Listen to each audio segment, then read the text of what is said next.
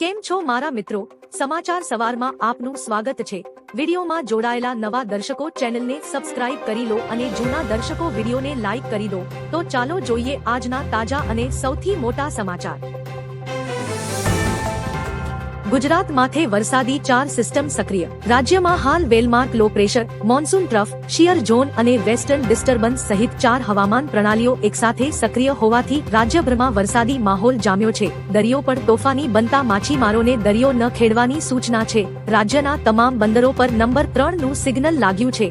રાજકોટમાં સવારથી જ વરસાદ શરૂ છે। ન્યારી ડેમ 70 ભરાયો। તંત્રની નદીમાં અવર જવર ટાળવા અપીલ છે। સુરતમાં ખાડી વિસ્તારમાં પાણી ભરાયા।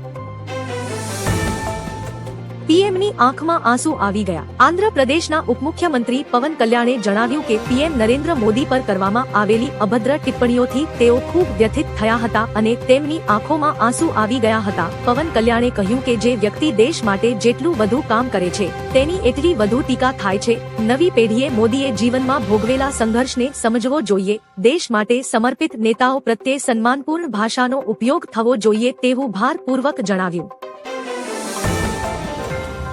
આજથી ગુજરાતમાં વરસાદનું જોર ઘટશે। હવામાપના અનુમાન મુજબ ગુજરાતમાં 2 ઓગસ્ટ બાદ વરસાદનું જોર ધીમે ધીમે ઘટવાની શક્યતા છે। આજે 3 થી 7 ઓગસ્ટ દરમિયાન રાજ્યના મોટાભાગના વિસ્તારોમાં છૂટાછવાયા સ્થળોએ ગાજવીજ સાથે હળવાથી મધ્યમ વરસાદ પડી શકે છે। ભારે વરસાદની સ્થિતિમાં ઘટાડો થવાની સાથે આગામી દિવસોમાં વરસાદનું પ્રમાણ સામાન્ય રહેવાની સંભાવના વ્યક્ત કરવામાં આવી છે। કોમનવેલ્થમાં ભારતનો ડંકો, બોક્સિંગમાં વધુ ગોલ્ડ। કોમનવેલ્થ ગેમ્સમાં ભારતીય બોક્સરોએ નવો ઇતિહાસ રચી દીધો છે। ભારતે પ્રથમ વખત એક જ ગેમ્સમાં 7 બોક્સિંગ ગોલ્ડ મેડલ જીત્યા છે। અંકુશ પંઘાલે 80 કિલો વર્ગમાં ઇંગ્લેન્ડના ડિમેજી શિકુને 4-1 થી હરાવ્યો હતો, જ્યારે 60 કિલો ફાઇનલમાં સચિન સિવાચે નામીબિયાના ટ્રાઇગેન નડેવેલોને 3-2 થી હરાવીને ગોલ્ડ જીત્યો હતો। આ પહેલા મહિલા બોક્સરોએ પણ શ્રેષ્ઠ પ્રદર્શન કરીને દેશને મેડલ અપાવ્યા હતા। તહેવારો પહેલા મોંઘવારીનો ફટકો લાગશે। તહેવારો પહેલા હિન્દુસ્તાન યુનિલીવર અને એશિયન પેઇન્ટ્સ સહિત 8 મોટી કંપનીઓ પોતાના પ્રોડક્ટ્સના ભાવ વધારવાની તૈયારીમાં છે। હિન્દુસ્તાન યુનિલીવર હોમ કેર, ડિટર્જન્ટ અને ડિશવોશિંગ બાર જેવા સેગમેન્ટમાં ભાવ વધારશે। આ સિવાય ડાયરેક્ટ ઉપયોગની વસ્તુઓ જેવી કે ટાયર, ડેરી પ્રોડક્ટ્સ અને પેઇન્ટ પણ મોંઘા બનશે, જેનાથી સામાન્ય જનતાના ઘરનું બજેટ ખોરવાઈ જવાની પૂર્ણ શક્યતા છે। ગ્લાસ્ગો કોમનવેલ્થ ગેમ્સ ખાતે વૈશ્વિક મંચ પર ભારતનો દબદબો। ગ્લાસ્ગો કોમનવેલ્થ ગેમ્સમાં ભારતનો દબદબો જોવા મળ્યો। નાયબ મુખ્યમંત્રી હર્ષ સંઘવીએ બોક્સિંગ સ્પર્ધામાં વિજેતા ભારતીય ખેલાડીઓને મેડલ અર્પણ કર્યા હતા। તેમણે જણાવ્યું કે આંતરરાષ્ટ્રીય મંચ પર ભારતીય ખેલાડીઓને મેડલ પહેરાવવાની અને રાષ્ટ્રધ્વજને ગર્વથી લહેરાતો જોવાની ક્ષણ અત્યંત ગૌરવપૂર્ણ અને રોમાંચક છે। તેમણે ભારતીય ખેલાડીઓના શાનદાર પ્રદર્શનની પ્રશંસા કરી હતી। મોરબીમાં અડધી રાત્રે સફળ રેસ્ક્યુ કરાયું। હળવદના ઇંગોરાળા ગામે ભારે વરસાદને કારણે વાડી વિસ્તારમાં એક પતિ-પત્ની અને તેમના 3 બાળકો ફસાયા હતા। ઘટનાની જાણ થતાં જ એસડીઆરએફ અને હળવદ ફાયર બ્રિગેડની ટીમ મધ્યરાત્રિએ સ્થળ પર પહોંચી સફળ રેસ્ક્યુ ઓપરેશન હાથ ધરી 5 લોકોને સલામત રીતે બહાર કાઢી સુરક્ષિત સ્થળે ખસેડ્યા હતા। રાજ્યમાં 24 કલાકમાં 257 તાલુકામાં વરસાદ ખાબક્યો છે। મોરબી 9, ટંકારામાં 7.5, ધાંગધ્રા 7 અને હળવદ 6.5 ઇંચ વરસાદ ખાબક્યો હતો। આ તો માત્ર ટ્રેલર છે। નાયબ મુખ્યમંત્રી હર્ષ સંઘવીએ કોમનવેલ્થને લઈ એક વિડીયો શેર કરી કેપ્શનમાં લખ્યું, આ તો માત્ર ટ્રેલર છે, ક્લોઝિંગ સેરેમની સુધી રાહ જુઓ। વિડીયોમાં હર્ષ સંઘવી સહિતના લોકો ગીત ગાઈ રહ્યા છે, જેના સ્વર છે સુનો ગોર છે દુનિયાવાલો સબસે આગે હૈ હમ હિન્દુસ્તાની। જોકે સંઘવીએ સંકેત આપ્યો છે કે કોમનવેલ્થ ગેમ્સ 2026ના સમાપન સમારોહમાં ભવ્ય અને યાદગાર કાર્યક્રમ જોવા મળશે। મુન્દ્રામાં ફરી વરસાદી માહોલ છવાયો। કચ્છના મુન્દ્રામાં ફરી વરસાદી માહોલ જામ્યો છે। વરસાદ વરસતા શહેરના અનેક વિસ્તારોમાં પાણી વહી નીકળ્યા હતા, જેના કારણે લોકોને અવરજવર દરમિયાન મુશ્કેલીનો સામનો કરવો પડ્યો। તાલુકાના કેટલાક ગ્રામ્ય વિસ્તારોમાં પણ મેઘરાજાએ સારી મહેર વરસાવી છે। નોંધનીય છે કે ગઈકાલે મુન્દ્રામાં અંદાજે 2.5 ઇંચ વરસાદ નોંધાયો હતો। સતત વરસાદને કારણે વાતાવરણમાં ઠંડક પ્રસરી છે અને સ્થાનિક તંત્ર સ્થિતિ પર નજર રાખી રહ્યું છે। દાન ચોરીના નાટક બદલ રાહુલ અને પપ્પુ યાદવ સામે FIR. દિલ્હીમાં સંસદ બહાર રામ મંદિરના દાન ચોરીના સાંકેતિક નાટકને લઈને ઉત્તર પ્રદેશમાં ભારે વિવાદ સર્જાયો છે. વારાણસીમાં જગદગુરુ બાલક દાસની ફરિયાદ પર રાહુલ ગાંધી, અવધેશ પ્રસાદ અને પપ્પુ યાદવ સામે FIR નોંધાઈ છે. લખનૌમાં સનાતન રક્ષા સંગઠને પપ્પુ યાદવનું માથું લાવનારને 51 લાખ આપવાની જાહેરાત કરી છે. મથુરામાં સાધુ સંતોએ પપ્પુ યાદવની સંસદ સભ્યતા રદ કરવાની માંગ કરી છે. કચ્છનું સફેદ રણ વરસાદ બાદ બેટમાં ફેરવાયું. કચ્છના સફેદ રણમાં વરસાદ બાદ પાણીનો ભરાવો થતા તે બેટમાં ફેરવાઈ ગયું છે. ચારે તરફ પાણી જ પાણી દેખાતા સમુદ્ર જેવો અદ્ભુત નજારો સર્જાયો છે. આ સફેદ રણમાં વરસાદી પાણીનું સામ્રાજ્ય પ્રવાસીઓ માટે મોટું આકર્ષણ બન્યું છે. દર વર્ષે અહીં રણોત્સવ યોજાય છે, જેમાં હજારો પ્રવાસીઓ આવે છે.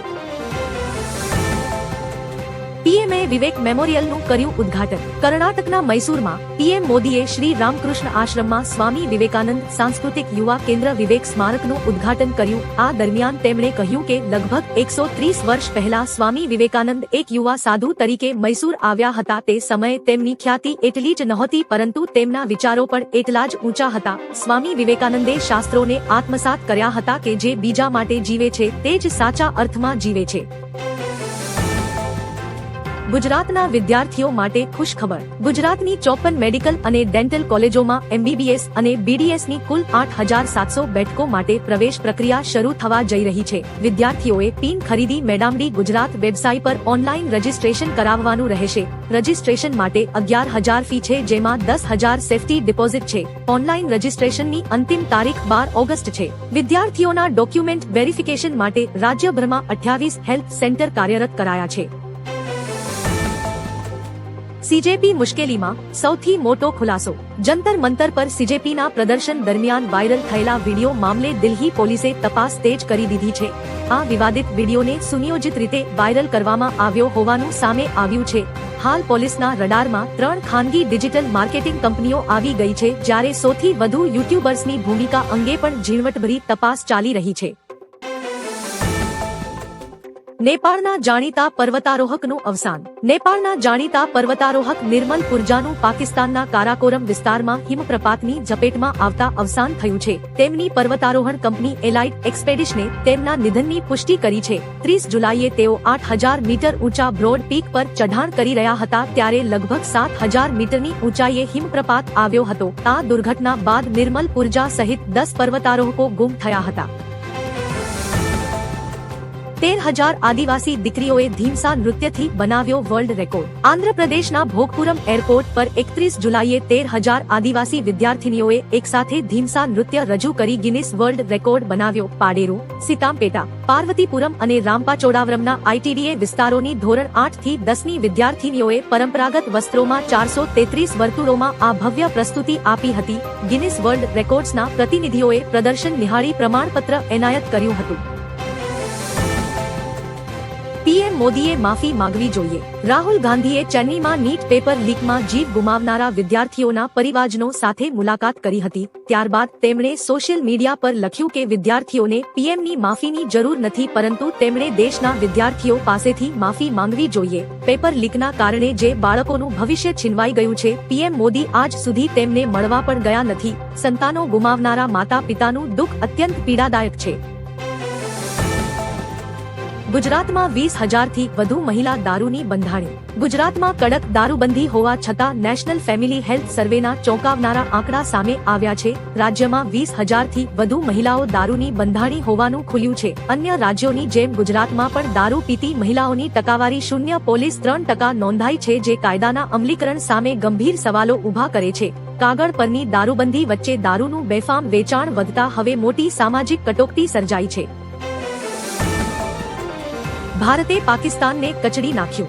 જામ્બિયામાં રમાયેલી એશિયન લીજેન્ડ્સ લીગમાં ઇન્ડિયન રોયલ્સે પાકિસ્તાન પેન્થર્સને 2 વિકેટે હરાવ્યું હતું. પાકિસ્તાન પેન્થર્સે પ્રથમ બેટિંગ કરીને 168 રનનો લક્ષ્યાંક આપ્યો હતો. જવાબમાં ઇન્ડિયન રોયલ્સે 17.4 ઓવરમાં 8 વિકેટ ગુમાવીને લક્ષ્યાંક હાંસલ કરી લીધો હતો. ભારત તરફથી ઋષિ ધવને 50 રન અને સરુલ કમરે 47 રનની મહત્વપૂર્ણ ઇનિંગ રમી ટીમને રોમાંચક જીત અપાવી હતી. આખી દુનિયા માટે સારા સમાચાર. સમગ્ર વિશ્વ માટે રાહતના સમાચાર સામે આવ્યા છે. અબજો ડોલરના વિવાદ બાદ અમેરિકાના પ્રમુખ ડોનાલ્ડ ટ્રમ્પે ઈરાન યુદ્ધ સમાપ્ત કરવાની મોટી જાહેરાત કરી છે. ટ્રમ્પના દાવો અનુસાર મધ્ય પૂર્વના દેશો વચ્ચે યુદ્ધ અટકાવવા માટે સંપૂર્ણ સહમતિ બની ગઈ છે અને અમેરિકા હવે નવો હુમલો નહીં કરે. આ કરાર હેઠળ હોર્મુઝ સ્ટ્રેટ ખુલ્લો મુકાશે અને ઈરાનનો પરમાણુ ખતરો પણ હંમેશા માટે સમાપ્ત થઈ જશે.